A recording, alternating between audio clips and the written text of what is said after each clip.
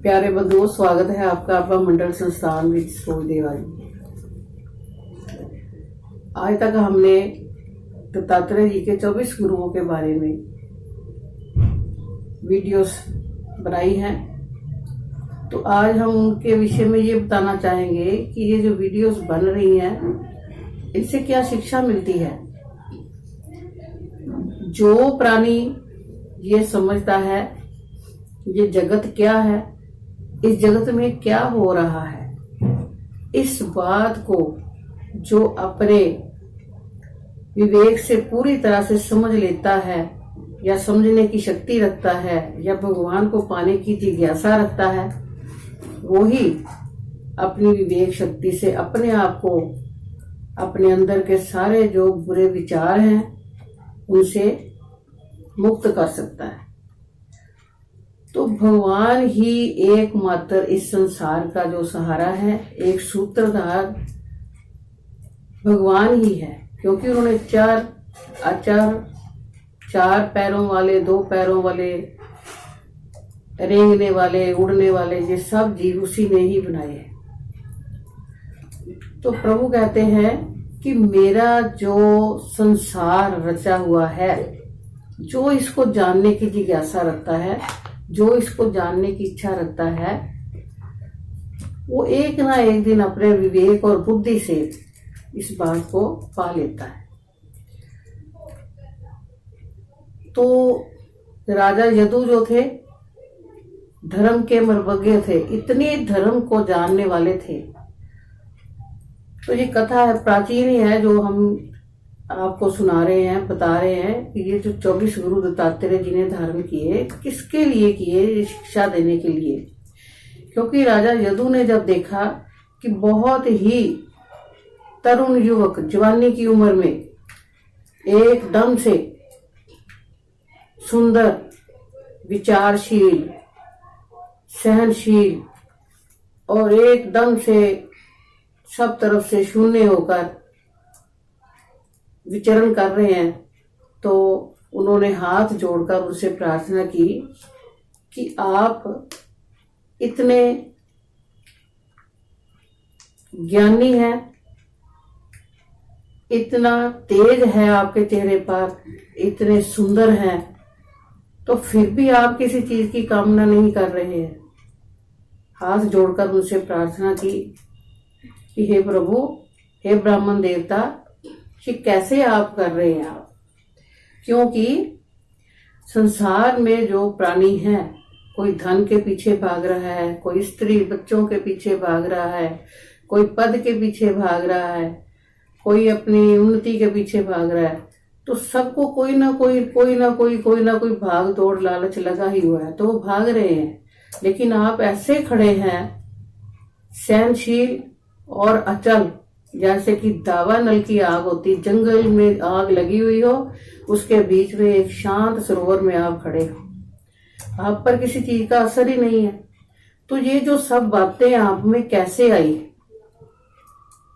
इन बातों को कृपया मुझे समझाइए, प्रकाश डालिए कि ये क्या है। आप इतने अपने ही स्वरूप में स्थित हो गए हैं, आपको ना तो किसी से लेना ना देना, और ना ही आप कर्म करते हैं, कर्म भी नहीं करते, लेकिन फिर भी आप इतने उस प्रभु के समीप हैं।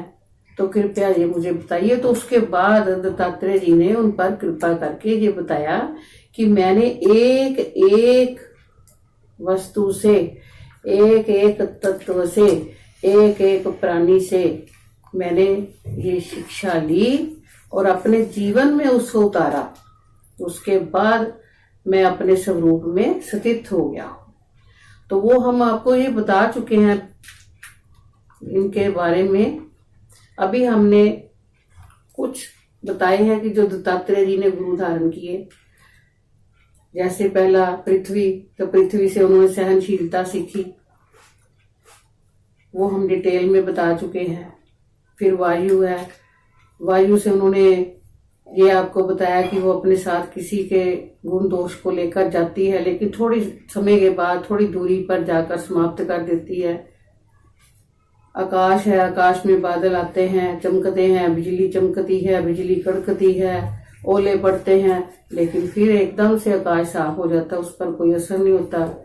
अग्नि है, गुप्त रूप में जलती है, लकड़ियों के अंदर होती है, लेकिन जब जलती है, कहीं बुझती है, कहीं बंद होती है। तो इसी प्रकार, और चंद्रमा को उन्होंने अपना गुरु बनाया कि चंद्रमा की कलाएं ही घटती बढ़ती हैं, चंद्रमा पर कोई असर नहीं है। इसी प्रकार जीव की आयु घटती बढ़ती है, आत्मा पर कोई अनुभव नहीं है, कोई आत्मा पर प्रभाव नहीं है। जब हम ज्योति जगाते हैं तो ज्योति में भी घी आता है, जलती है, फिर बुझती है, फिर घी लेती है, फिर जलती है, फिर बुझती है। तो ऐसे ये भी चलती जाती है। तो सूर्य से भी हमने तेज लिया है कि सूर्य चमकता है, समय समय पर वो भाप को ले लेता है, पानी की भाप को ले लेता है, और जब समय आता है उसी को छोड़ देता है। बादल बनते हैं, फिर बारिश के रूप में फिर आ जाते हैं, फिर जब समय आता है फिर उसको ले लेते हैं। तो समय समय पर जो ये सब साधक के बारे में बताया हुआ है कि साधक को इन बातों पर विशेष ध्यान देकर इन बातों का अनुकरण करना चाहिए। जिस प्रकार दत्तात्रेय जी ने एक एक वस्तु का, एक एक जीव का जो गुण है उसको प्राप्त करके अपने जीवन में उतारा, और उतारने के बाद ही वो अपने स्वरूप में स्थित हो गए। अब आगे आने वाली जो हमारी वीडियोस होंगी उसमें हम उनके जो शेष गुरु हैं, जिनको उन्होंने गुरु माना है, और उनके बताए हुए जो आदर्श हैं, जो उनसे उन्होंने प्राप्त किए हैं, जो सीखा है, उनको अपने जीवन में उतारा है और अपने स्वरूप में स्थित हो गया और अपने प्रभु को प्राप्त कर लिया है। तो हमें भी एक साधक के रूप में उस प्रभु के गुण गान करना चाहिए, अपने आप में स्थिर हो जाना है, अपने जीव को अपने अंदर स्थिर कर लेना है, और अपने आत्म अनुभव के साथ ही अपने प्रभु के साथ हमने मेल मिलाप करना है। श्री कृष्ण गोविंद हरे मुरारी, हे नाथ नारायण वासुदेव। श्री कृष्ण गोविंद हरे मुरारी, हे नाथ नारायण वासुदेवा। श्री कृष्ण गोविंद हरे मुरारी, हे नाथ नारायण वासुदेव। ओम नमो भगवते वासुदेवाय। ओम शांति शांति शांति। ओम।